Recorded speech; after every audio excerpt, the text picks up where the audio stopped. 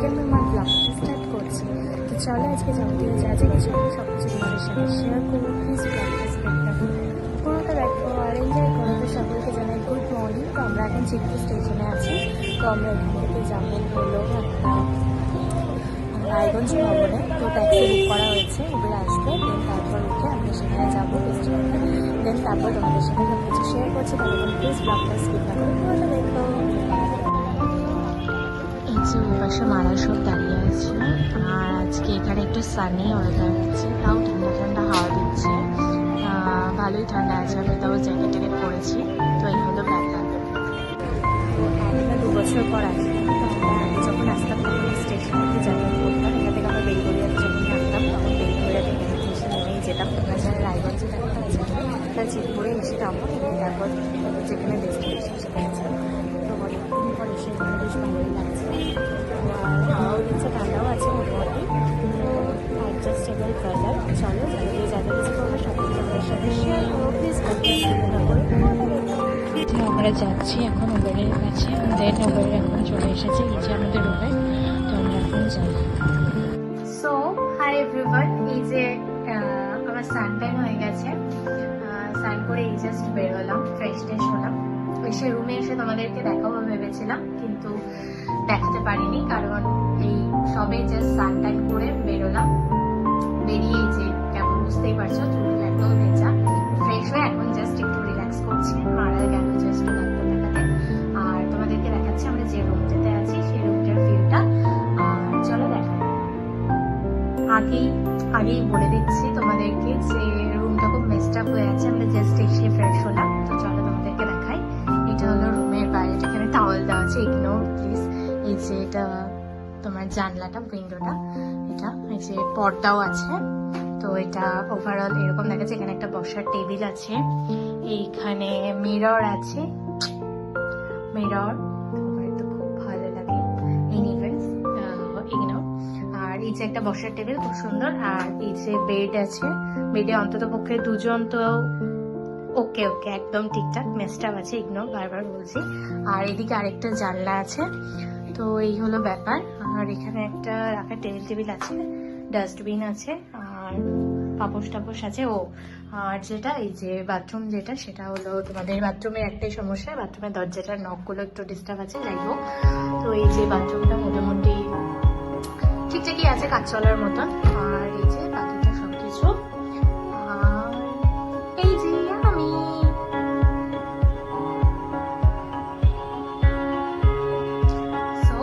এই তো হলো ব্যাপার। রুমটা তোমাদেরকে পুরোটা দেখালাম, আরেকবার দেখিয়ে দিচ্ছি। সো তোমরা রুমটা দেখলে কেমন কি বৃত্তান্ত জানি না আমাকে। আর আমরা আছি হলো রায়গঞ্জ ভবনে এখন আপাতত। আর মারা যেহেতু ডাক্তার দেখাতে গেল, তো আমি আর গেলাম না, কারণ আমার এতটা দূর জার্নি করে যেতে হবে। কেবলই ফিরলাম, ফিরতে সানটাইম করে জাস্ট ফ্রেশ হলাম। আর হলো ব্যাপার, সকালে এসে আমরা তাড়াতাড়ি করে ব্রেকফাস্ট করেছি। ব্রেকফাস্টে ছিল হলো ডিম টোস্ট, আরও কিছু ছিল। আমি সকালে যেহেতু ডিম টোস্ট এইসব খাই না, এগুলো করি এইসব খেতে অয়েলি খাওয়ার, এই জন্য আমি ভাত মানে আলু সেদ্ধ ভাত আর ডাল ছিল, আর পাপড় ভাজা ছিল, ওটাকে আমি ভাত খেয়েছি। তো সকালের তো মোটামুটি আমাদের খাওয়া দাওয়া ওইটাই হয়ে গেছে। প্লিজ হ্যাঁ, পেছনে গামছাটা আছে, একদম ভালো লাগছে। যাই হোক, আমি একটু ব্যাকগ্রাউন্ডে চেঞ্জ করে বসলাম। সো ইয়া, এই তো হলো ব্যাপার। আর মারা বললামই, মারা ডাক্তার দেখাতে গেছে। তো ডাক্তার দেখিয়ে আসুক, দেন কি বলে ডাক্তাররা। যদি বলে ডক্টর যে মানে আজকের মধ্যে কোনো রিপোর্ট বা চেক আপের কোনো ব্যাপার নেই, বা কোনো মানে রিপোর্ট করতে হবে, কোনো ফটো টটো এরকম কিছু ব্যাপার না থাকলে আজকেই আমরা থেকে কালকে হয়তো চলে যাব। আর যদি সেরকম হয় যে যদি ডক্টর বলে যে আজকের দিনটা মানে আজকে থেকে মানে কালকে কোনো চেক আপ বা কোনো টেস্ট করাতে হবে, সেটা রিপোর্টের ব্যাপার থাকে, তাহলে তো আবার তো কালকেও স্টে করতে হবে। তো যাই হোক, যাই বৃত্তান্ত তোমাদের সবকিছু আমি শেয়ার করবো। তোমরা জানো সবকিছু তোমাদেরকে শেয়ার করি, আর আমার খুব ভালো লাগে। আমি ব্লগটা আগেই করতাম, আমি না বুঝতে পারছি না কোন অ্যাঙ্গেলে রাখলে তোমাদেরকে ঠিক আমি ভালো পক্ষে দেখাতে পারছি। আর যাই হোক, যেটা বলছিলাম সেটা হলো বাড়ি থেকে ট্রাইপডও আনিনি।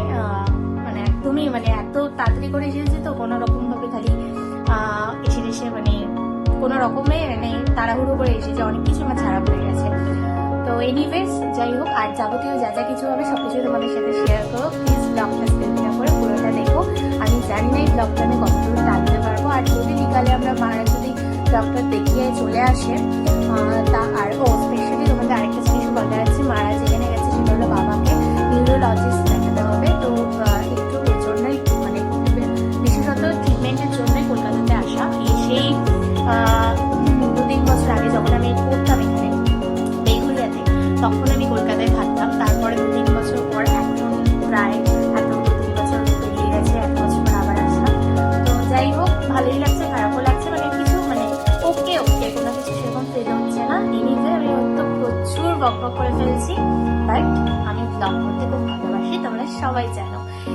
আর তোমরা যারা যারা কলকাতা থেকে আমার ব্লগ দেখো তারা প্লিজ আমাকে কমেন্টে একটা হাই বলো।